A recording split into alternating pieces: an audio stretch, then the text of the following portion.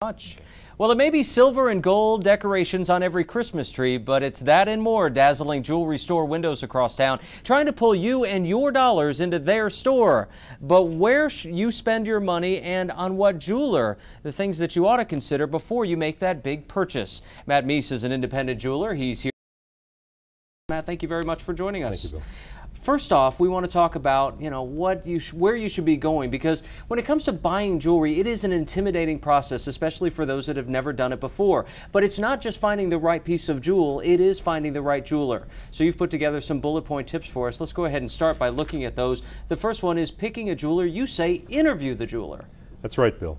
It's your money, and no matter what you're buying, you have a right to decide where you're going to buy it, and you shouldn't be pushed into something just because you walked into a store and they were a little aggressive.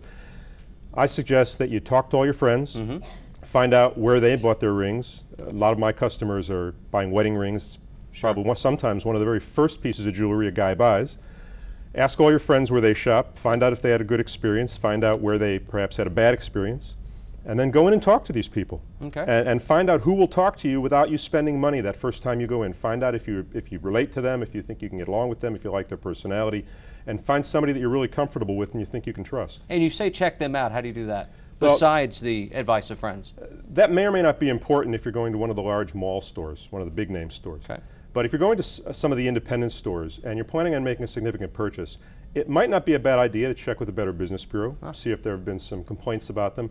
And if you get kind of a funny feeling, you might want to check with the city to see if there's been any lawsuits filed against them. Okay. What do you mean when you say it's not just about price? It isn't just about price. And the jewelry industry has trained us to expect huge discounts. But if you're just shopping price, a low price from someone who you can't trust is no bargain at all. And I'd be very wary of the huge discounts, the 40, 50, 70% off. What does that tell you about the original price?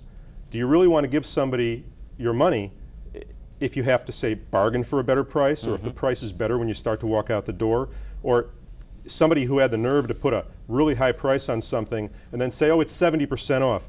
What does that tell you about the character of that jeweler? Okay.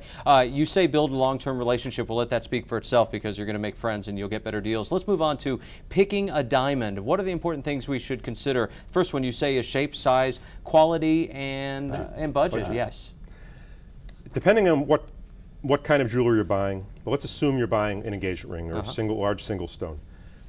A lot of jewelers would tell you certificate's very important. You know, you should look for quality of the stone, the size of the stone, but depending on your budget, these things may or may not be significant. And it's an equation.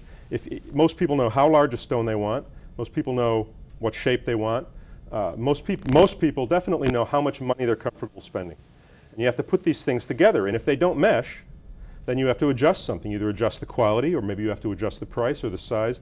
But if you've taken the time to select a jeweler that you can trust, this process becomes much easier. Okay, and we're out of time, so I just have to mention the last one, which is buy what you like, but obviously buy what you can afford. You want to be happy with your decision. Matt Meis of Matt Meis Goldsmith, thank you very much. We appreciate your expert advice when it comes to picking out jewelry for the holidays. Thanks for inviting me. Right now we're going to check back in with